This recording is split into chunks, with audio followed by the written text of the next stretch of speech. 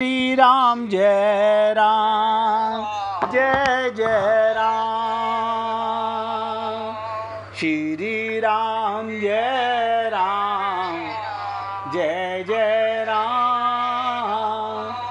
श्री राम जय राम जय जय राम। श्री राम जय राम जय जय राम। श्री राम जय राम जय जय राम। श्री राम जय राम जय जय राम। श्री राम जय राम जय जय राम। श्री राम जय राम जय जय राम। श्री राम जय राम जय जय राम। सभी पुण्य आत्मा बहुत एकाग्रता से सुने, बहुत एकाग्रता से। एकाग्रता का मतलब मन इधर उधर ना भटके, एकाग्र हो करके। हम सब भी बंदरी तो हैं, भटक रहे हैं। जैसे वो जीव हैं ऐसे हम जीव हैं। वो बंदर के शरीर में हैं, हम मनुष्य के शरीर में। वो भी जीव हैं, हम भी जीव हैं। उनके भी हृदय में परमात्मा है, हमारे हृदय में भी परमात्मा है। भटक रहे हैं, पता नहीं रात दिन एक कर रहे हैं। भगवान कहीं मिला नहीं। बहुत खोज लिया, बहुत ढूंढ लिया, बहुत संसार में भटक लिए।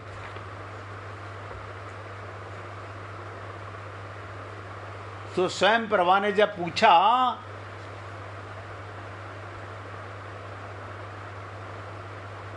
कि तुमने आँख खोलकर खोजा कि बंद करके,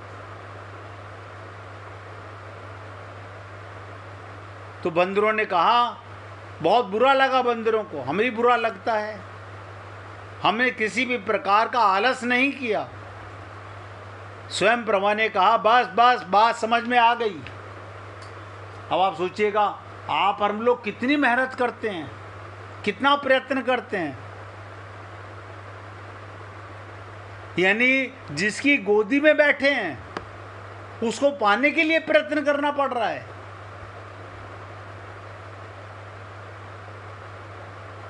अब पानी का बुलबुला पानी से पैदा हुआ, अपने को अलग माने, मिट जाए तो पानी बन जाए। सागर की लहर नज़र अलग आती होती सागर में ही है। आप और हम भी परमात्मा में, इसलिए कहा गया आनंद मध्य सिंधु तब बासा। हम सब आनंद की गोदी में हैं लेकिन दुखी हैं। अब आप सोचिए, रामचरितमानस में कितने सुंदर प्रसंग हैं। तो स्वयं प्रभा ने कहा, मुझे समझ आ गया कि सीता तुम्हें क्यों नहीं मिली। आप बताओ, हमें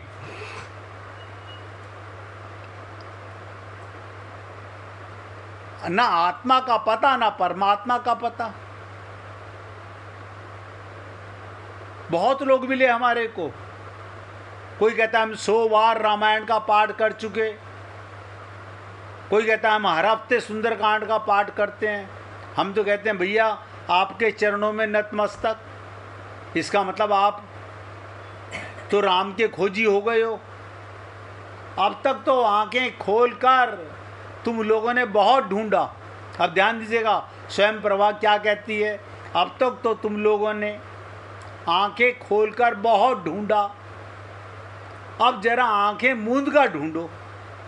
आप कहेंगे है ये तो कहीं रामचरितमानस में नहीं लिखा।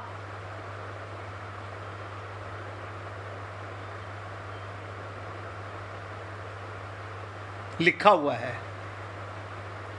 रामचरितमानस से ही बता रहा हूं, लिखा हुआ है। कभी ध्यान नहीं दिया। रामचरितमानस में आया, मूंदव नैन बिबर तजी जाहू, पेहू सीतही जनी पछिताऊ। नेत्र मूंद लो और गुफा को छोड़ बाहर जाओ, घबराओ नहीं, सीता जी अवश्य मिलेंगी। हमें आंखें बंद करने की आदत नहीं है, अंदर खोजने की आदत नहीं है।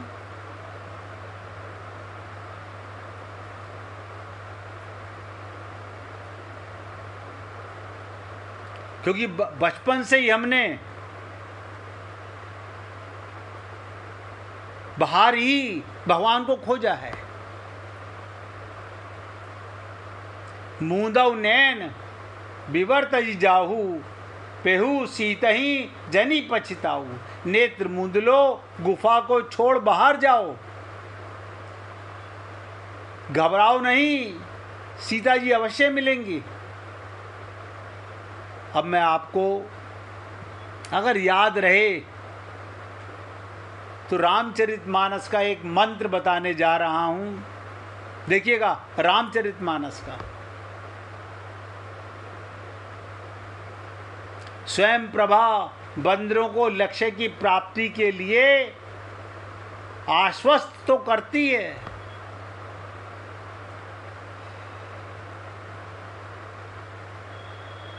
रामायण का महामंत्र है, आंखें बंद करना, मूंदव नैन। कई भक्त तो ऐसे होते हैं जो सत्संग सुनते हैं, आंखें बंद करके भगवान के रस को पीते रहते हैं। उनके अंदर के पट खुल जाते हैं कि घूंघट के पट खोल री तोए पिया मिले। अब बंद करना नहीं जानते हम लोग। क्यों? हम एक साथ दो काम करना चाहते हैं।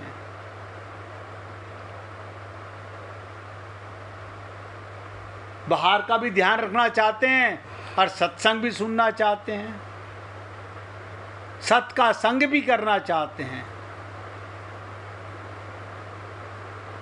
तो नेत्र मूंद लो और गुफा को छोड़ बाहर जाओ, घबराओ नहीं, सीता जी अवश्य मिलेंगी।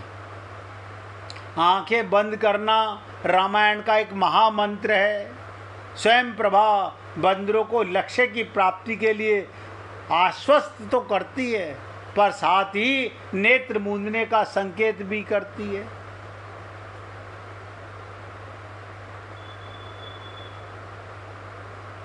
यानी बाहर से ध्यान हटाओ, संसार से मन को हटाओ, मन मुखी करो, अंदर की तरफ करो मन को। अब मन तो ध्यान से सुनिएगा, मन की 5 पत्नियां हैं, एक पति और 5 पत्नियां, और पांचों पत्नियां बाहर हैं। आँख भी पत्नी, कान भी पत्नी, नासिका भी पत्नी, रसना भी पत्नी और त्वचा भी पत्नी। ये बाहर खींचती रहती है मन को, और मन इन पत्नियों का गुलाम भटकता रहता है।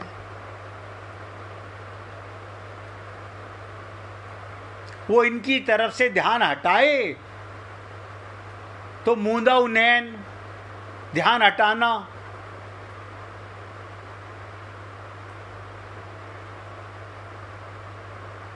और मैंने आपसे कहा रामचरितमानस का ये महामंत्र है साधना। स्वयं प्रभा बंदरों को लक्ष्य की प्राप्ति के प्रति आश्वस्त करती है और साथ में नींद मूंदने के लिए कहती है। तुलसीदास जी विनय पत्रिका में नेत्र मूंदने का संकेत भी करते हैं। नेत्र मूंदना और नेत्र खोलना ये जीवन के 2 पक्ष हैं। जीवन में मनुष्य को कर्म भी करना पड़ता है और उसे विश्राम भी आवश्यक होता है। जब वो कर्म करेगा तो नेत्र खोल के करेगा, और जो विश्राम करेगा तो नेत्र को मूंद लेगा। पर दोनों के साथ एक समस्या जुड़ी हुई है। ध्यान से सुनिएगा, नेत्र खोलकर कर्म करने का जिस श्रम की अनुभूति होती है उसे नेत्र मूंदकर विश्राम करके दूर तो किया जा सकता है। आप बाहर थक जाते हो, आंखें बंद करके आराम ले लेते हो, पर नेत्र मूंदने में भय ये, कर्म से जो कुछ एकत्र किया है,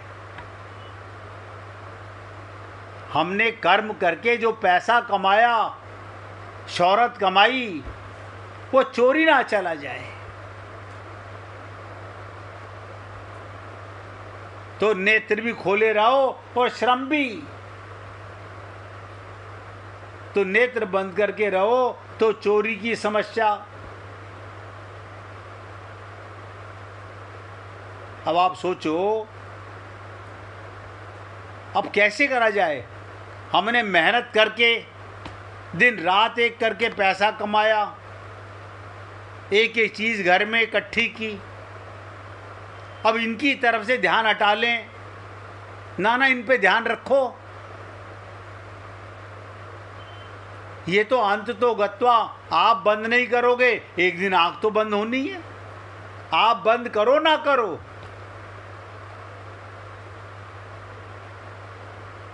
अपने आप बंद हो जाएगी, अपने आप बंद हो जाएगी। ये सब जानते हैं।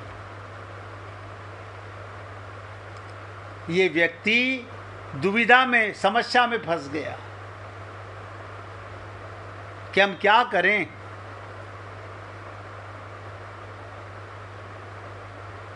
कर्म करके थक जाता है तो आंखें बंद के आराम ले लेता है, लेकिन अपना ध्यान आंख खुलते ही जो कुछ इकट्ठा किया हुआ है उस पर चला जाता है।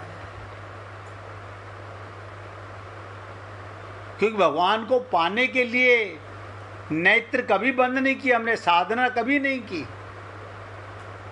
जिसे रामचरितमानस हमसे निवेदन करती है, मूंदा नैन। देखिए, आप और हम सब लोगों ने रामचरितमानस खूब पढ़ी भी होगी, और ये चुपाई भी बार बार पढ़ी होगी, मूंदा नैन विवर तजी जाऊ, लेकिन कभी आंखें बंद नहीं की होंगी।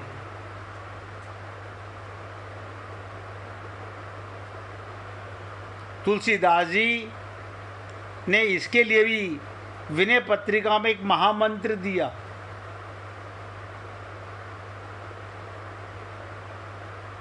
सकल दृश्य निज उदर मेली, सोवे निद्रा तजी जोगी। सारे दृश्यों को पेट में डाल ले और निद्रा छोड़कर सोए। बताइए, सकल दृश्य निज उदर मेली, सारे दृश्यों को पेट में डाल ले। अब आप हम लोग क्या करते हैं? सारा संसार हमारी गुफा में, चित्त की गुफा में भरा हुआ है। हमें एक एक व्यक्ति का नाम, उनके बच्चे, उनका नाम, कौन किस शहर में कहाँ रहता है, सारा अंदर ये कहाँ, कौन सी मेमोरी कार्ड में है? डायरी में लिखा हुआ नहीं, हमारे मन की डायरी में लिखा हुआ है। सकल दृश्य निज उदर मेली, सारे दृश्यों को पेट में डाल ले और निद्रा छोड़कर सोए। और ये महामंत्र बंदरों को प्राप्त हुआ। अब ध्यान से समझिएगा, इसका तात्पर्य क्या, पुरुषार्थ है, मानो नेत्र खोलना और शरणागति, यानी हम अपने पुरुषार्थ से, कर्म से, अपनी मेहनत से भगवान को पाएंगे। यह है नेत्र खोलना। अब देखो, आपको राज बताने जा रहा हूँ, और यही चर्चा कल दोबारा फिर करनी पड़ेगी।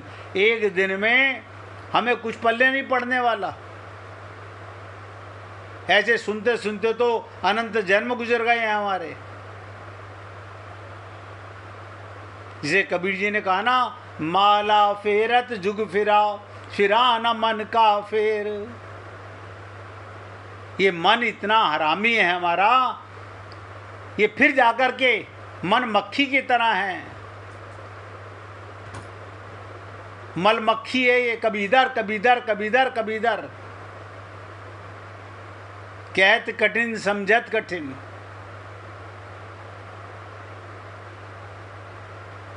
अब मैं आपको बहुत गहरी बात आज की आखिरी बताने जा रहा हूँ, उसके बाद एक लीला सुनाऊंगा हनुमान जी की, वो ध्यान से सुनिएगा। नेत्र खोलने का मतलब अपने पुरुषार्थ, अपने कर्म पर, अपनी मेहनत से भगवान को पाना। और नेत्र बंद करने का मतलब, समर्पण का मतलब शरणागति, नेत्र मूंदना है। जो दिन भर पुरुषार्थ कर थक चुका है, वो अंत में पलंग पर जाकर नेत्र मूंद ले। दिन भर कर्म करने के पश्चात भी यदि व्यक्ति इतना सावधान बना रहे कि सोचे हम तो पलंग पर भी आंखें खोलकर ही लेटेंगे, तो कुछ दिनों में पागल हो जाएगा। आप और हम सब लोग जब सोते हैं गहरी नींद में, अपने शरीर का पता नहीं, मकान का पता नहीं, उम्र का पता नहीं, जाति का पता नहीं, और जागते के साथ ही सब कुछ जाग जाता है, क्योंकि हम शरणागति में नहीं है। अन्यथा जो जाकी शरण गयो वापे वाकी लाज। अब हम शरणागति जाते नहीं, हम अपने ही पुरुषार्थ में विश्वास करते हैं।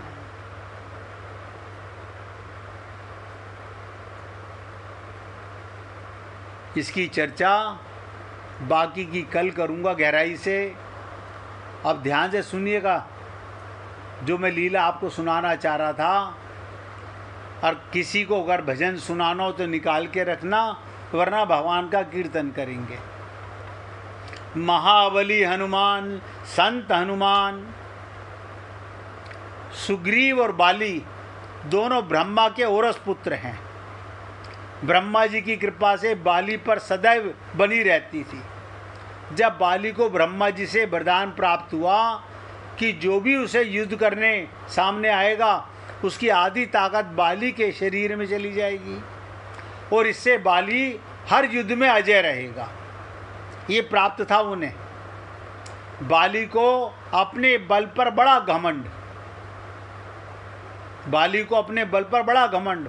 उसका घमंड तब और बढ़ गया जब उसने करीब करीब तीनों लोकों पर विजय पाए हुए रावण से युद्ध किया और रावण को अपनी पूंछ से बांधकर 6 महीने तक पूरी दुनिया घूमी।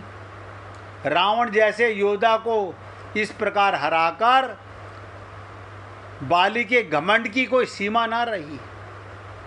अब तो अपने आप को संसार का सबसे बड़ा योद्धा समझने लगा और यह उसकी सबसे बड़ी भूल थी।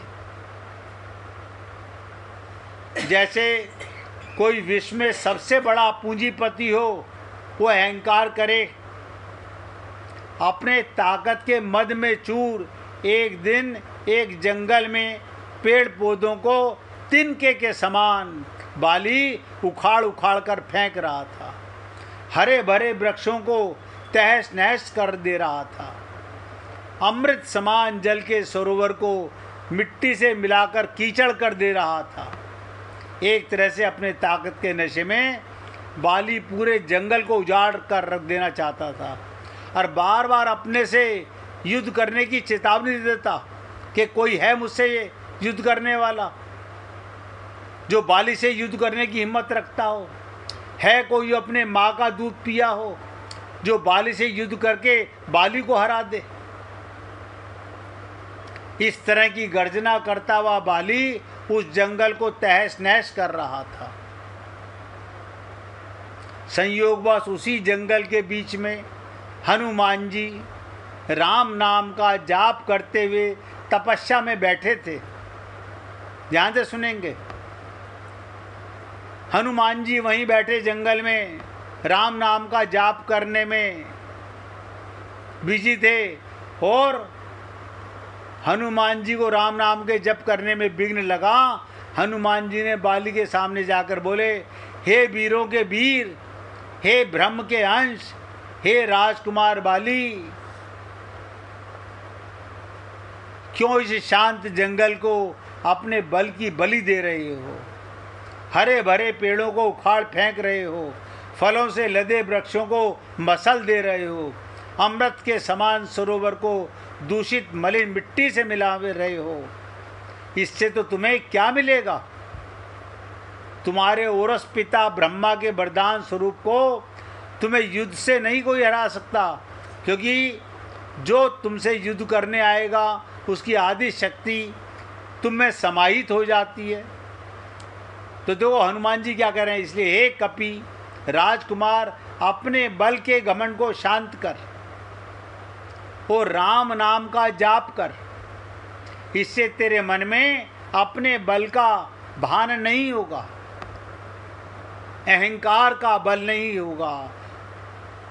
और राम नाम का जाप करने से ये लोग और परलोक दोनों सुधर जाएंगे। इतना सुनते ही बाली अपने बल के मदचूर हनुमान जी से बोला, ए तुच्छ बानर, तू हमें शिक्षा दे रहा है, राजकुमार बाली को,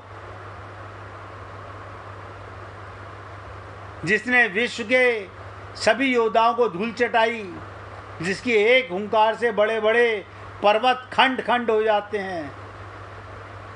जा तुच्छे बानर, जा तू ही भक्ति कर, ध्यान से सुनो, तू ही भक्ति कर अपने राम की। और जिस राम की तू बात कर रहा है वो है कौन? केवल तू ही जानता है राम के बारे में, मैंने आज तक किसी के मुंह से नहीं सुना, और तू मुझे राम नाम की शिक्षा दे रहा है। हनुमान जी ने कहा, प्रभु श्री राम तीनों लोकों के स्वामी, उनकी महिमा अपरंपार है। ये वो सागर है जिसकी एक बूंद भी, ध्यान से सुनेंगे, जिसकी एक बूंद भी जिसे मिल जाए वो भव सागर को पार हो जाए। बाली बोला, इतना ही महान है राम तो बुला जरा, मैं भी तो देखूं कितना बल है उसकी भुजाओं में। बाली का भगवान राम के विरुद्ध ऐसे कटु वचन हनुमान जी को क्रोध दिलाने के लिए काफी था। हनुमान जी ने कहा, ए बल के मद में चूर बाली, तू क्या प्रभु राम को युद्ध में हराएगा? पहले उनके इस तुच्छे सेवक को युद्ध में हरा कर दिखा। बाली बोला, तब ठीक है, कल के कल नगर के बीचों बीच तेरा मेरा युद्ध होगा। हनुमान जी ने बाली की बात मान ली। बाली ने नगर में जाकर घोषणा करवा दी, कल नगर के बीच हनुमान और बाली का युद्ध होगा। अगले दिन तय समय पर जब हनुमान जी बाली से युद्ध करने अपने घर से निकलने लगे, तभी उनके सामने ब्रह्मा जी प्रकट हो गए और हनुमान जी ने ब्रह्मा जी को प्रणाम किया और बोले, हे जगत पिता, आप मुझे से एक बानर के घर आपका पधारने का कारण? ब्रह्मा जी बोले, हे अंजनी सुत, हे शिवांश, हे पवन पुत्र, हे राम भक्त हनुमान, मेरे पुत्र बाली को उसकी उद्दंडता के लिए क्षमा कर दो और युद्ध के लिए ना जाओ। युद्ध के लिए आप ना जाओ। हनुमान जी ने कहा, हे प्रभु, बाली ने मेरे बारे में कहा होता तो मैं उसे क्षमा कर देता, परंतु उसने मेरे आराध्य श्री राम के बारे में कहा जिसे मैं सहन नहीं कर सकता। बाली ने मुझे युद्ध के लिए चुनौती दी होती जिसे मुझे स्वीकार करना ही होगा, अन्यथा सारी विश्व में ये बात जाएगी, हनुमान कायर है जो ललकारने पर युद्ध करने इसलिए नहीं जाता कि एक बलवान योद्धा उसे ललकार रहा था। तब कुछ सोच ब्रह्मा जी ने कहा, ठीक है हनुमान जी, पर आप अपने साथ अपनी समस्त शक्तियों को साथ लेकर ना जाएं, केवल 10वां भाग का बल लेकर जाएं। बाली बल को योग द्वारा अपने आराध्य के चरणों में रख दें और युद्ध से आने के उपरांत फिर उन्हें ग्रहण कर लें। हनुमान जी ने ब्रह्मा की बात मान रखते हुए ऐसे ही किया। और बाली से युद्ध करने घर से निकले तो बाली नगर के बीचों बीच एक जगह को अखाड़े में बदल दिया गया।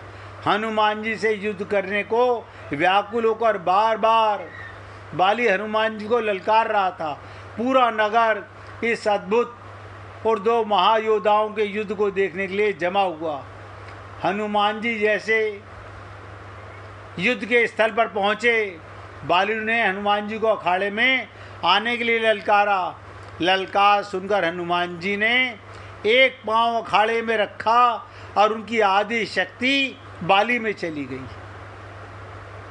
बाली में जैसे ही हनुमान जी की आदि शक्ति समाई, बाली के शरीर में बदलाव आने लगा। उसके शरीर में ताकत का सैलाब आ गया। बाली को शरीर के बल के प्रभाव में फूलने लगा। उसका शरीर फटकर खून निकलने लगा। बाली को कुछ समझ में नहीं आ रहा था। तभी ब्रह्मा जी बाली के पास प्रकट हुए और बाली से कहा, पुत्र जितना जल्दी हो सके यहाँ से दूर चले जाओ। बाली को इस समय कुछ समझ नहीं आ रहा था। उससे ब्रह्मा जी की बात को सुना और सर पर दौड़ता चला गया। 100 मील से ज़्यादा दौड़ने के बाद बाली थक कर गिर गया। कुछ देर बाद जब होश आया, अपने सामने ब्रह्मा जी को देखकर बोला, ये सब क्या है? हनुमान से युद्ध करने से पहले मेरा शरीर का फटने का, हद तक फूलने का, फिर आपका वहाँ अचानक आना, ये कहना कि वहाँ से दूर चला जा। ब्रह्मा जी बोले, पुत्र जब तुम्हारे सामने हनुमान जी आए तो उनका आधा बल तुम्हारे अंदर आ गया, तब उन्हें कैसा लगा? बाली बोला, मुझे ऐसा लगा जैसे मेरे शरीर में शक्ति का सागर लहरें ले रहा हो। जैसे इस समस्त संसार में मेरे तेज का सामना कोई नहीं कर सकता, पर साथ ही साथ लगा जैसे मेरा शरीर कभी फट जाएगा। ब्रह्मा जी बोले, हे बाली, मैंने तुम्हें हनुमान जी के उनके बल का केवल 10वां भाग लेकर तुमसे युद्ध करने को कहा था, पर तुम तो उनके 10वें भाग का भी आधा बल नहीं संभाल सके। सोचो, यदि हनुमान जी अपने समस्त बल के साथ तुमसे युद्ध करने आते, इसके बाद तुम्हारी क्या दशा होती? ब्रह्मा जी ने कहा, हनुमान जी कभी भी अपने पूरे बल का प्रयोग नहीं कर पाएंगे, क्योंकि ये पूरी सृष्टि भी उनके बल के 10वें भाग को नहीं सह सकती। ये सुनकर बाली ने वहीं से हनुमान जी को दूर से दंडवत किया, प्रणाम किया और बोला, जो हनुमान जी जिनके पास अथाह बल होते हुए भी शांत और राम भजन गाते रहते हैं, और एक मैं हूँ जो उनके एक बाल के बराबर भी नहीं हूँ, और उनको ललकार रहा था, मुझे क्षमा करें।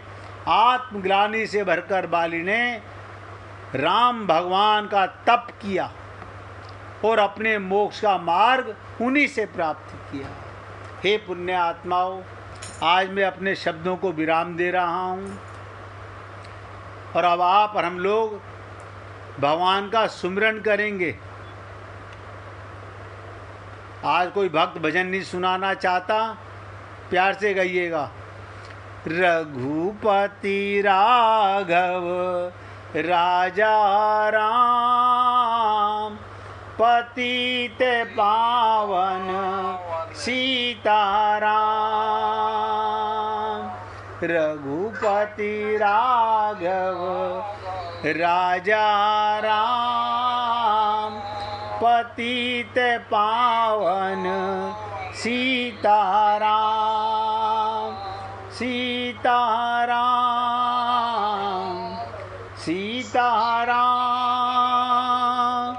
भज प्यारे मन सीताराम। सीताराम सीताराम, भज प्यारे मन सीताराम। रघुपति राघव राजा राम, पतित पावन सीताराम सीताराम सीताराम भज प्यारे मन सीताराम सीताराम सीताराम भज प्यारे मन सीताराम। बोलिए सियापति रामचंद्र भगवान की जय, राघवेंद्र सरकार की जय। जय जय श्री राधे, जय जय श्री राधे। बोलिए लाल जी का मंगल हो, सभी भक्तों का मंगल हो।